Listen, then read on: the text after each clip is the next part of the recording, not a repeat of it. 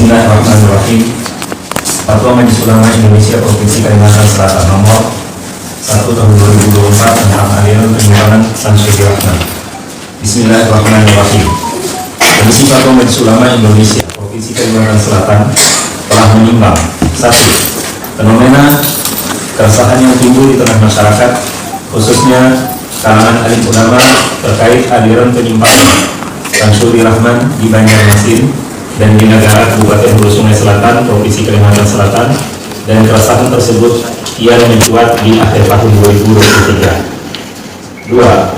Rapat yang dihadiri oleh Ketua Bidang, Ketua Komisi, dan anggota Komisi Fatwa, Ketua Bidang, Ketua Komisi, dan anggota Komisi Penelitian dan Pengkajian Majelis Ulama Indonesia Provinsi Kalimantan Selatan beserta Dewan Pimpinan MUI Kabupaten Hulu Sungai Selatan dan MUI Kota Banjarmasin tanggal 5 Februari 2024 tentang koordinasi hasil rapor pakon. 3. Sebelumnya, pada tanggal 16 Desember 2023, MUI Kota Banjarmasin telah mengeluarkan fatwa tentang ajaran Nur Muhammad Fatim atas desakan masyarakat Banjarmasin. 4. Laporan asesmen materi pengajian aliran menyimpang Syamsul Rahman di Banjarmasin dan di negara Kabupaten Hulu Sungai Selatan, Provinsi Kalimantan Selatan oleh tim peneliti Komisi Pengkajian dan Penelitian tahun 2024. Objek penelitian difokuskan pada materi-materi pengajian Syamsul Rahman dan Nafiyah pengikut utama Syamsul Rahman di negara yang terindikasi sesat melalui konten-konten pengajian yang tersebar di media sosial, koleksi pribadi, dan rekaman amatir, serta wawancara dengan para informan, terutama yang pernah berguru kepada yang bersangkutan. 5. Fokus Group Discussion FGD tentang aliran penyimpangan Syamsul Rahman di Kota Banjarmasin dan negara Kabupaten Hulu Sungai Selatan, Provinsi Kalimantan Selatan tanggal 23 Juni 2024 dengan menghadirkan para narasumber yang dinilai memiliki informasi atau wawasan dari objek yang diteliti guna menggali informasi dan pendapat penilaian untuk dijadikan bahan analisis terhadap temu penelitian. 6. Rapat Dewan Pimpinan Majelis Ulama Provinsi Kalimantan Selatan tanggal 3 Agustus 2024. 7. Instruksi penetapan fatwa oleh Ketua Majelis Ulama Provinsi Kalimantan Selatan nomor 1 INS DPP P MUI KS KSM 8 2024 tanggal 14 Agustus 2024. 8. Bahsul Masail MUI Provinsi Kalimantan Selatan bersama MUI Kabupaten Kota Kalimantan Selatan tanggal 15 September 2024 di Kota Palu. Mengingat 1. Tinjauan ilmu kalam atau akidah dan tasawuf sunni. A. Menyamakan makhluk dengan khaliq. Pelakunya menurut Ahlu Sunnah wal Jamaah telah berbuat kufur dengan apa yang dibawa Nabi Muhammad SAW, menyalahi fitrah dan syariat. Allah Subhanahu wa Ta'ala berbeda dengan makhluk dan tidak ada yang serupa dengannya. Laisa kamitslihi syai'. Allah Subhanahu wa Ta'ala memiliki sifat yang sempurna, nama-nama yang indah, asmaul husna, kemuliaan dan keagungan, serta terbebas dari aib dan kekurangan. Sementara manusia tidaklah demikian. Barang siapa yang meyakini bahwa Allah Subhanahu wa Ta'ala menyatu dengan makhluknya, hamba adalah Allah itu sendiri dan Allah adalah hamba itu sendiri, maka ia telah kafir. Karena itulah mengapa Allah mengkafirkan Nasara yang mengatakan bahwa Allah Subhanahu wa Ta'ala menyatu dalam tubuh Nabi Isa alaihissalam. Allah Subhanahu wa Ta'ala berfirman dalam surah Al-Maidah ayat 72 sebagai berikut. Qala alladziina qalu inna Allaha huwal Masiih ibnu Maryam wa qala al-Masiih ya bani Israil a'budu Allaha rabbi wa rabbakum innahu man yushrik billah faqad harrama Allahu 'alaihi al-jannata wa ma'wahu an-nar wa ma lidh-dhalimin min ansar. Yang artinya, sesungguhnya telah kafirlah orang-orang yang berkata sesungguhnya Allah adalah Al-Masih putra Maryam, padahal Al-Masih sendiri berkata, hai Bani Israel, sembahlah Allah Tuhan dan Tuhanmu. Sesungguhnya orang yang mempersekutukan sesuatu dengan Allah, maka pasti Allah mengharamkan kepadanya surga dan tempat ia neraka tidaklah ada bagi orang-orang zalim itu sendiri seorang pun penolong. B. Keyakinan Nabi Muhammad SAW adalah Tuhan dan juga insan manusia. Tidak jauh berbeda dengan keyakinan kaum Nasara terhadap Nabi Isa AS yang mengatakan bahwa beliau adalah Tuhan dan sekaligus insan. Allah Subhanahu wa Ta'ala mencap kafir terhadap mereka yang mengatakannya sebagaimana yang disebutkan dalam Al-Quran surah Al-Maidah ayat 17 dan surah Al-Maidah ayat 72 yang menyatakan bahwa Allah itu adalah Isa Al-Masih. C. Demikian pula pernyataan tentang kesamaan sekaligus perbedaan antara roh dan nur, yang dalam hal ini nur adalah Allah dan ruh adalah bagian dari nur.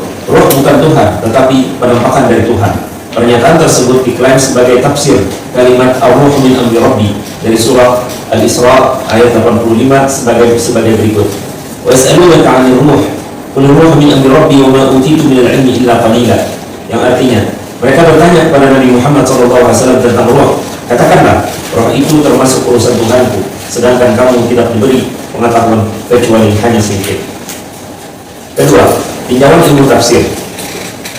Kemampuan yang dibutuhkan oleh seorang mufassir dalam menafsirkan Al-Quran seperti yang dikemukakan oleh As-Suyuti dalam Al-Itqan di Ulumul Quran juz 4 halaman 200 dan 201. Al-Hay'ah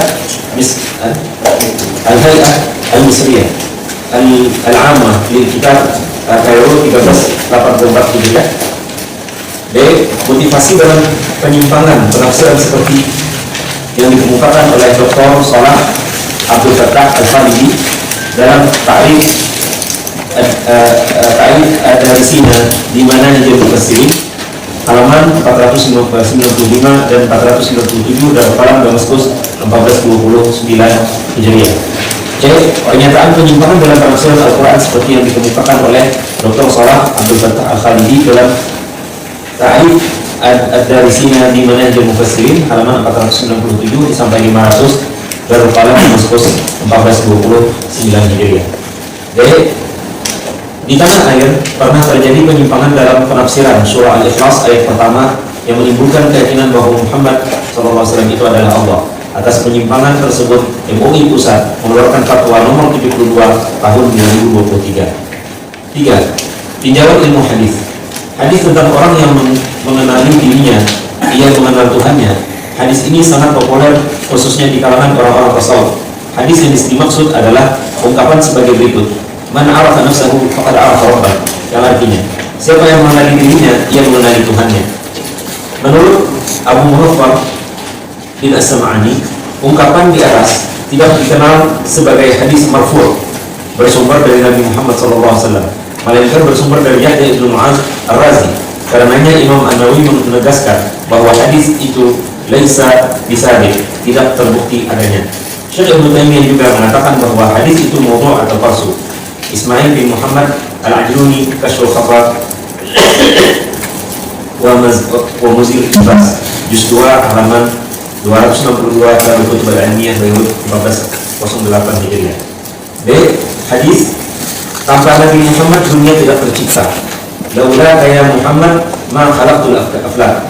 Seandainya bukan karena kamu hai Muhammad, niscaya aku tidak akan menciptakan dunia ini. Dalam disiplin ilmu hadis, hadis seperti di atas tersebut hadis qudsi. Hadis qudsi adalah firman Allah yang tidak tercantum dalam Al-Quran. Berbeda dengan Al-Quran yang memiliki nilai mukjizat, hadis qudsi tidak memiliki nilai mukjizat. Dalam hal otentisitas, hadis qudsi sama seperti hadis nabawi dan yang sahih. Ada yang sahih, hasan, dhaif, bahkan ada juga yang maudhu'. Sementara Al-Quran semuanya sahih lagi mutawatir. Terhadap hadis di atas, meski Syekh Ismail Al-Ajluni membenarkan maknanya, namun beliau tetap menyebutnya bukan hadis, sambil mengutipkan pendapat As-Sabani bahwa hadis itu maudhu'. Rujukan Ismail ibn Muhammad Al-Ajluni Kashful Khafar wa Muzil Ibas juz 2 halaman 164 Darul Kutub Al-Ilmiyah Beirut 1408 Hijriah. Beirut 1408 Hijriah. C. Tentang metode kasyf atau kasyaf. Para ahli hadis sejak masa Nabi SAW sampai masa kini tidak ada yang menggunakan metode kasyaf untuk membuktikan otentisitas atau kesahihan hadis. Apabila metode kasyaf ini dibenarkan, maka semua orang dapat mengklaim dirinya memiliki metode ini. Dan pada gilirannya hadis-hadis palsu dapat berubah menjadi hadis sahih. Apabila benar metode kasyaf ini dipakai oleh sejumlah orang-orang sufi dalam membuktikan otentisitas hadis, maka ini adalah salah satu perbedaan antara kaum sufi dengan para ahli hadis dalam masalah tersebut. D. Hadis-hadis yang menunjukkan hidamnya Allah Subhanahu wa taala dan sifatnya antara lain وعن أبي هريرة أن رسول الله صلى الله عليه وسلم قال إن لله 99 اسما 100 إلا واحدة إنه وتر يحب ذكره من حفظها دخل الجنة وهي الله الواحد إلى قوله صلى الله عليه وسلم القديم الوتر الأحد الصمد الذي لم يلد ولم يولد ولم يكن له كفوا أحد. Dari Abu Hurairah radhiyallahu anhu bahwa Rasulullah sallallahu alaihi wasallam bersabda, sesungguhnya Allah memiliki 99 nama, 100 kurang 1. Sesungguhnya Dia ganjil dan menyukai bilangan ganjil. Siapa yang menghafalnya niscaya masuk surga. Nama-nama itu ialah Allah Al-Wahid yang Maha Esa, sampai sabdanya Al-Qadim yang Maha Dahulu, Al-Witr yang Maha Ganjil, Al-Ahad yang Maha Esa, As-Samad yang Maha Dibutuhkan, yang tidak beranak dan tidak ada seorang pun yang setara dengannya. Kedudukan Abu Abdillah Muhammad Ibnu Yazid Ibnu Majah, Sunan Ibnu Majah, hadis nomor 3861, juz 2 halaman 1269, dan Dar Al-Ihya Kutub Al-Arabiyah Kairo tanpa tahun. An Abdullah bin Amr bin As an Nabi sallallahu alaihi wasallam annahu kana idza dakhala al-masjid qala a'udzu billahi al-'azim wa bi wajhihi al-karim wa sultanihi al-qadim min asy-syaithanir rajim. Dari Abdullah bin Amr bin As radhiyallahu anhu, Nabi sallallahu alaihi wasallam beliau apabila masuk masjid mengucapkan, yang artinya, aku berlindung dengan Allah yang Maha Agung dan Zatnya yang Maha Mulia serta kekuasaannya yang qadim dari syaitan yang terkutuk. Riwayat hadis Abu Dawud, Sunan Abi Dawud, hadis 466 juz 1 halaman 349, dan Risalah Al-Ilmiyah Beirut 1430 Hijriah. An Abi Sa'id bin Umar wa an Umar radhiyallahu anhum anna an-nabiy sallallahu alaihi wasallam qala la yazalu an-nas yas'aluna 'an kulli shay'in hatta yaqulu hadha Allah kana qabla kulli shay'in famada kana qabla Allah fa in qalu lakum dhalika faqulu huwa al-awwal qabla kulli shay' وهو الآخر فليس بعده شيء وهو الظاهر فوق كل شيء وهو الباطن دون كل شيء. Dari Abu Sa'id dan Ibnu Umar radhiyallahu anhu bahwa Rasulullah SAW bersabda, orang-orang selalu bertanya tentang setiap sesuatu hingga mereka berkata, ini Allah ada sebelum tiap-tiap sesuatu, maka apakah yang ada sebelum Allah? Jika mereka mengatakan yang demikian, maka katakanlah kepada mereka, Dia yang awal sebelum tiap-tiap sesuatu, Dia yang akhir tiada setelahnya sesuatu, Dia yang nampak di atas tiap-tiap sesuatu, dan Dia yang tersembunyi di balik tiap-tiap sesuatu. Anak bin Ali Al-Muttaqi Al-Hindi dan Al-Amal, hadis nomor 1252 juz 1 halaman 248. Muassasah Risalah Beirut 1400 Hijriah. Keempat, tinjauan sisiologi antropologi. A. Distorsi dan penisbian ajaran agama yang disampaikan dapat berimplikasi kepada pelemahan nilai-nilai dan fungsi agama, serta dapat menjadi sumber konflik horizontal di dalam struktur masyarakat yang sedang mengalami perubahan sosial budaya. B. Implikasi lainnya adalah menyamarkan batas-batas keyakinan agama, mengacaukan pemahaman ajaran agama, melemahkan keberagamaan, serta berpotensi merusak akhlak bangsa dan menyesatkan umat beragama dari jalan kebenaran sejati. Memperhatikan 1. Pendapat Al-Imam At-Tabarani dalam menafsirkan Al-Ma'idah ayat 17.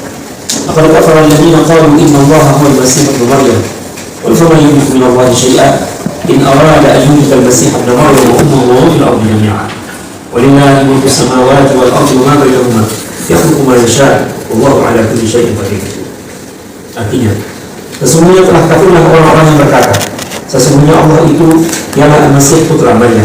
Katakanlah, maka siapakah gerangan yang dapat menghalang-halangi kehendak Allah jika Dia hendak membinasakan Al-Masih putra Maryam itu beserta ibunya dan seluruh orang-orang yang berada di bumi kesemuanya.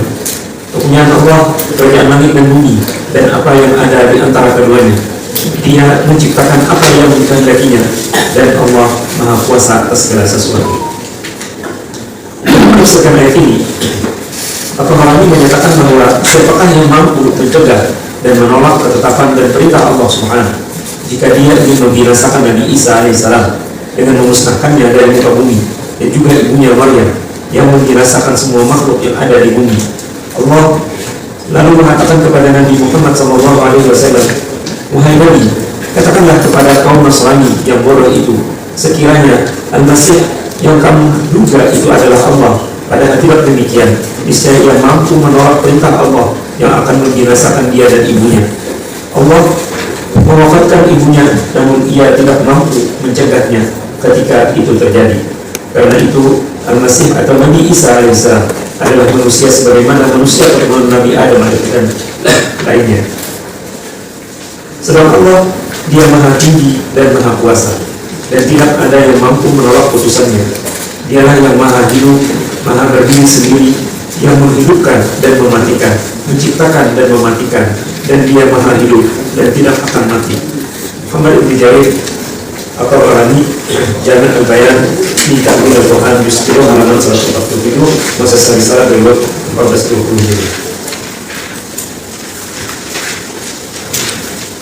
Dua pendapat Ibnu Katsir tentang sebab turunnya surah Al-Isra ayat 85. "Was'aluna ta'an ruh, wa nurruhu min amri rabbi wa ma utitu min al-ilmi illa qalila."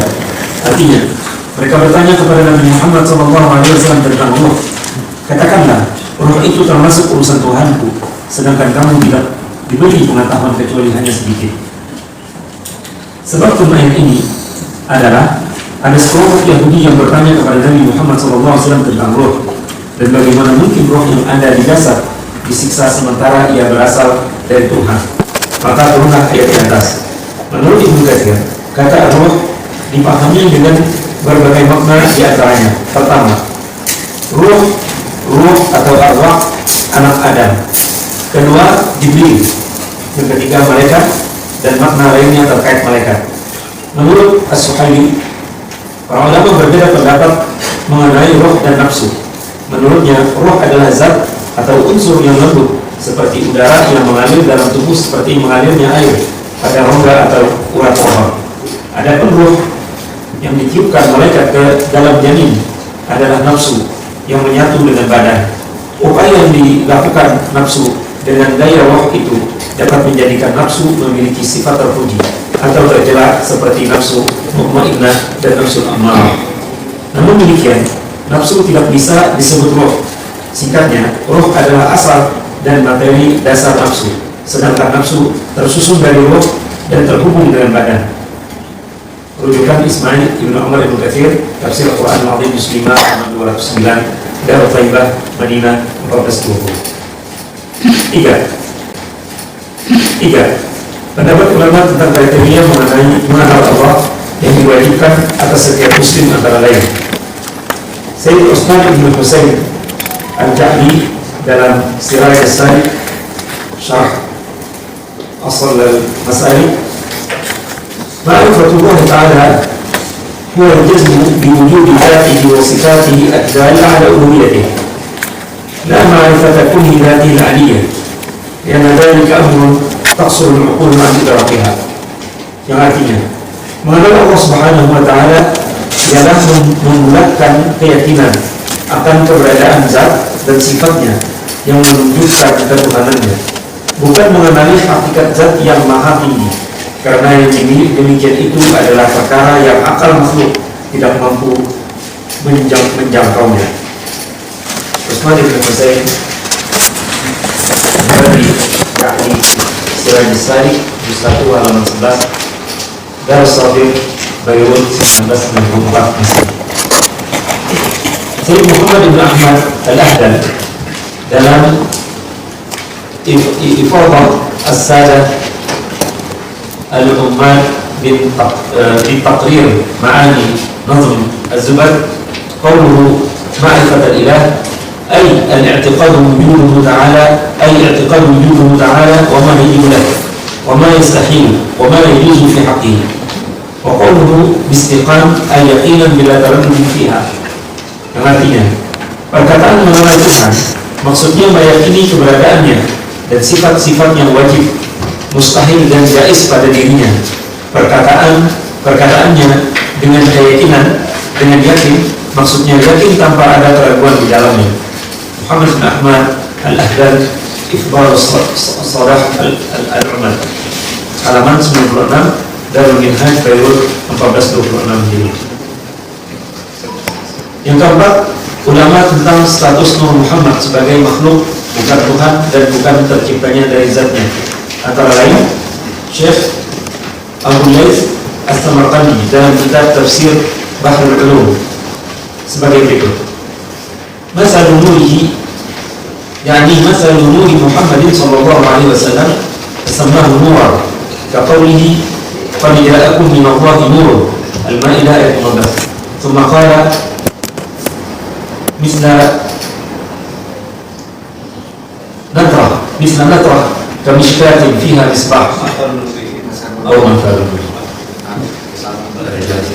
masalul nuri kamishkatin fiha misbah.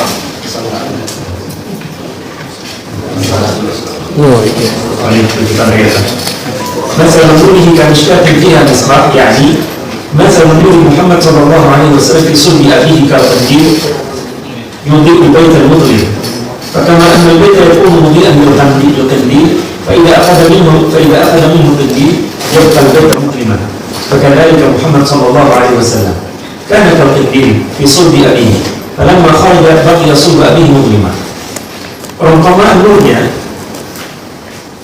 dia memaksudkan perumpamaan Nur Muhammad SAW, maka dia menyebutnya Nur sebagaimana firman-Nya, telah datang kepada kalian Nur, surah Maidah ayat 15. Kemudian dia berfirman, perumpamaan nurnya seperti lubang di dinding yang di dalamnya ada lampu. Dia maksudkan perumpamaan Nur Muhammad SAW di sulbi ayahnya seperti lentera yang menerangi rumah yang gelap. Sebagaimana rumah itu menjadi terang dengan adanya lentera, maka jika lentera dikeluarkan darinya, rumah itu pun kembali gelap. Demikian pula Nur Muhammad SAW, ia seperti lentera di sulbi ayahnya. Manakala ia keluar, sulbi ayahnya pun kembali gelap.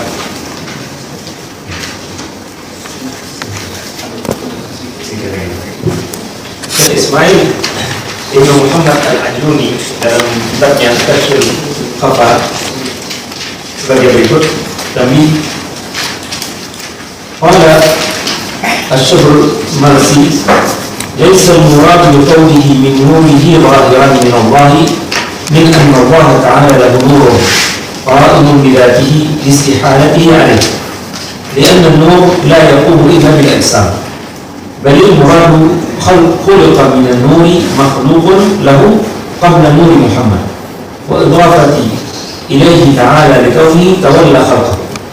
ثم قال ويحتمل الإضافة بيانية أي خلق نور نبيه من نور وذاته تعالى، لكن لا بمعنى أنها مادة خلق نور نبيه منها، بل بمعنى أنه تعالى تعلقت إرادته بإيجاد نور بلا توسط شيء في وجوده. Perhatian, si Brahma Mahisi berkata, bukanlah yang dimaksud dengan sabdanya min nurihi ialah zahirnya bahwa Allah Subhanahu wa taala mempunyai cahaya yang berdiri pada zatnya, karena hal itu mustahil atasnya, sebab cahaya tidaklah berdiri kecuali pada fisik-fisik. Akan tetapi maksudnya ialah dia telah menciptakan dari cahaya yang diciptakannya sebelum Nur Muhammad, dan beliau menyadarkannya kepada Allah Subhanahu wa ta'ala karena dialah yang menangani penciptaannya. Kemudian dia berkata, dan boleh jadi penyadaran itu bersifat penjelasan, artinya dia menciptakan nur nantinya dari nur yang ada, yang dia adalah zatnya sendiri, tapi bukan dengan pengertian bahwa zatnya adalah material atau bahan yang darinya dia menciptakan nur nabinya. Namun dengan pengertian bahwa Allah Subhanahu wa Ta'ala telah bertaut kehendaknya dengan mengadakan nur tanpa perantara apapun dalam keberadaannya. Ismail bin Muhammad Rajuluni, Kasyaf Al-Fatwa, juz 1 halaman 266. Kelima, pendapat ulama tentang kesesatan ajaran yang meyakini adanya makhluk yang qadim. Antara lain Syekh Ahmad Ibnu Hajar Al-Haytami dalam kitabnya Az-Zawajir an Iktirafil Kabair sebagai berikut: Famin anwa'il kufri wasyirki ila qawlihi awiruhu min nurillahi fa idza tasala nuru bin nuri ittahada. Maka di antara bentuk kekufuran dan kesyirikan ialah sampai perkataannya atau meyakini ruh itu berasal dari nur Allah. Jika nur berhubung dengan nur, maka bersatulah dia. Ahmad Ibnu Hajar Al-Haytami, Az-Zawajir an Iktirafil Kabair, halaman 51, Al-Maktabah Al-Asriyah Beirut 1420 Hijriah. Syekh Abdul Barakat Ahmad Ad-Dardi dalam kitabnya Asy-Syarhul Kabir sebagai berikut: Babul fir riddati wa ahkamiha.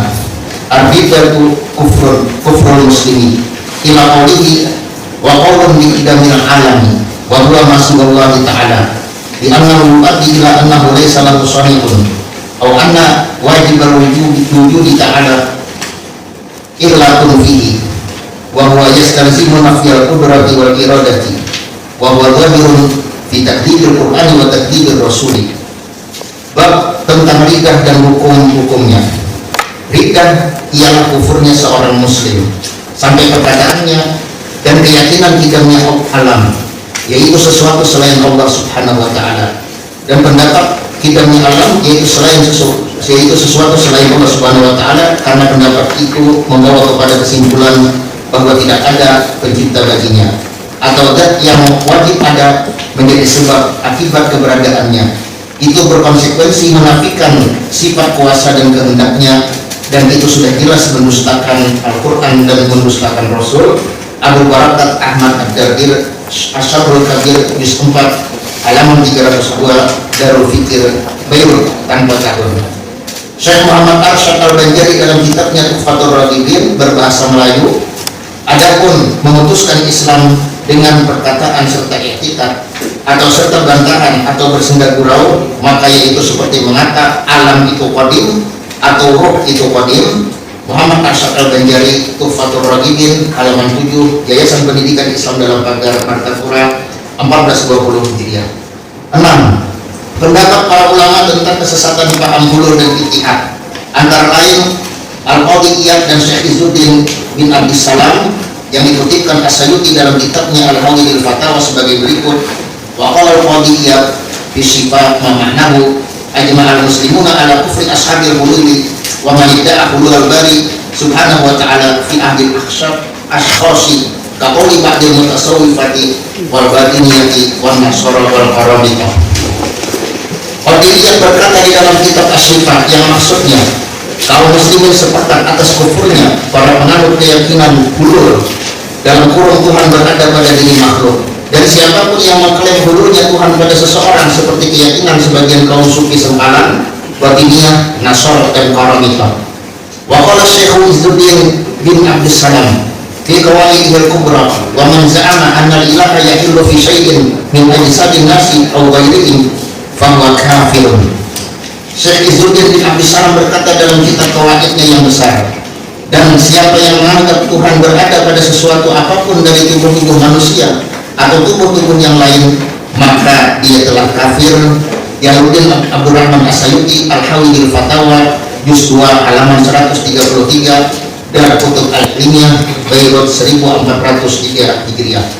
Syekh Ahmad Ibnu Taimiyah dalam kitabnya Majmu'ul Fatawa sebagai berikut: Fal-hululiyyatul masyhuruna bihadzal ismi man yaqulu bihululillahi fil bashari kama qalatin nasara wal ghaliyatu minar rafidati wa hulatu atba'il masyayikh aw yaquluna bihululihi fi kulli syai'in kama qalatil jahmiyatu annahu bidatihi fi kulli makanin wa huwa subhanahu wa ta'ala laysa fi makhluqatihi syai'un min dzatihi wa la fi dzatihi syai'un min makhluqatihi Wa kadzalika man qala bi ittihadihi bil masih aw ghairihi aw qala bi ittihadihi bil makhluqati kulliha aw qala wujudul makhluqati aw nahwu dzalik.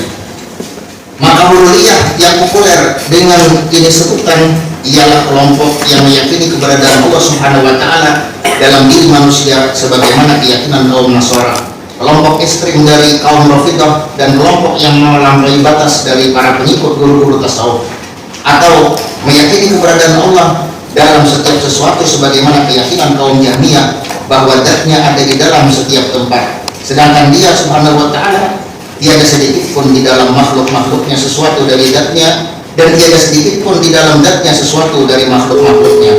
Demikian pula orang yang meyakini bersatunya Tuhan dengan Al-Masih atau yang lainnya, atau yang meyakini bersatunya Tuhan dengan semua makhluknya, atau meyakini wujudnya adalah wujud makhluk, atau yang semisalnya. Ahmad Ibn Taimiyah, Majmu'ul Fatawa, juz 12, halaman 293, Mujamma' Al-Malik Fahad, Madinah, 1425 Hijriah. Kiai Haji Hasyim Asy'ari dalam kitabnya Risalah Ahli Sunnah wal Jamaah sebagai berikut: wa minhum man qala bil hulul wal ittihadi wa hum jahalatul mutasawwifati yaquluna innahu ta'ala al-wujudul mutlaq wa inna ghairahu la yatasifu bil wujudi aslan hatta idza qalu al-insanu mawjudun fa ma'nahu anna lahu ta'alluqan bil wujudil mutlaqi wa huwa Allah ta'ala.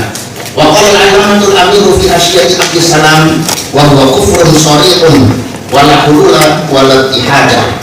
Di antara mereka dalam kelompok sesat ialah kelompok yang meyakini hulul dan ittihad. Mereka adalah orang-orang bodoh dari golongan sufi sempalan. Mereka mengatakan sesungguhnya dia adalah wujud mutlak dan yang selainnya tidak bersifat dengan wujud sama sekali. Sehingga jika mereka mengatakan manusia itu ada, maka maksudnya ialah dia punya tautan dengan wujud yang mutlak, yaitu Allah Subhanahu wa taala. Al-Alamah Al-Amir berkata di dalam Hasyiah Abdus Salam, dan keyakinan tersebut adalah kekufuran yang jelas, tidak ada hulul dan ittihad. Hasyim Asy'ari, Risalah Ahli Sunnah wal Jamaah, halaman 12, Maktabah At-Turath Islami, Jombang, 1418 Hijriah. Syekh Ali bin Muhammad Ad-Dakhilullah dalam kitabnya At-Tijaniyah, dirasah di ahmi aqaid Tijaniyah ala tauhid kitab wa sunnah sebagai berikut: faman taqada anna Allah muttahidun bi makhluqatihi wa anna al-'abda aidur rabbi wa rabba aidur 'abdi faqad kafara bima unzila ala Muhammadin sallallahu alaihi wasallam wa khalafa al-fitrah wa syari'ah wa qad kafara Allah ta'ala an-nasara alladziina qalu inna Allah ittahada bi Isa alaihi salam. Faqala subhanahu wa ta'ala laqad kafara alladziina qalu innallaha huwal masih ibnu maryam. Fa kaifa biman yaqulu innallaha muttahidun ma'a jami'i makhluqatihi. Maka siapa yang meyakini Allah Subhanahu wa taala bersatu dengan makhluk-makhluknya, dan bahwa hamba adalah Tuhan itu sendiri dan Tuhan adalah hamba itu sendiri, maka dia telah kufur dengan apa yang diturunkan kepada Nabi Muhammad SAW, menyalahi fitrah dan syariat-syariat. Allah Subhanahu wa taala telah mengkafirkan orang-orang yang mengatakan sesungguhnya Allah adalah Al-Masih putra Maryam, apalagi yang mengatakan sesungguhnya Allah bersatu dengan sekalian makhluknya. Ali bin Muhammad Ad-Dakhilullah At-Tijaniyah, dirasah di ahmi aqaid Tijaniyah ala tauhid kitab wa sunnah, halaman 94, Darul Asimah Riyadh, 1432 Hijriah. 7. Pendapat As-Sakhawi mengutip Abu Muzaffar bin As-Sam'ani tentang ungkapan man arafa nafsahu faqad arafa rabbah. Siapa yang mengenali Tuhannya, ia mengenali Tuhan. Siapa yang mengenali dirinya, ia mengenali Tuhannya. Ungkapan di atas tidak dikenal sebagai hadis marfu atau bersumber dari hadis Nabi sallallahu alaihi wasallam, melainkan bersumber dari Yahya bin Mu'ad Ar-Razi. Karenanya Ibnu Nawawi menegaskan bahwa hadis itu laisa bisabit, tidak terbukti adanya. Seandainya ungkapan tersebut adalah hadis yang sahih, maka maknanya ialah siapa yang mengenal dirinya dengan segala sifat kekurangan seperti kudus dan fana, niscaya dia mengenal Tuhannya dengan segala sifat kesempurnaan seperti kidam dan baqa. Abdul Khair Muhammad As-Sakhawi, Maqasidul Hasanah, halaman 657, Darul Kutub Al-Arabi, Beirut, 1405 Hijriah. Dengan bertawakal kepada Allah Subhanahu wa taala memutuskan menetapkan fatwa tentang aliran menyimpang Pansuri Rahman. Pertama,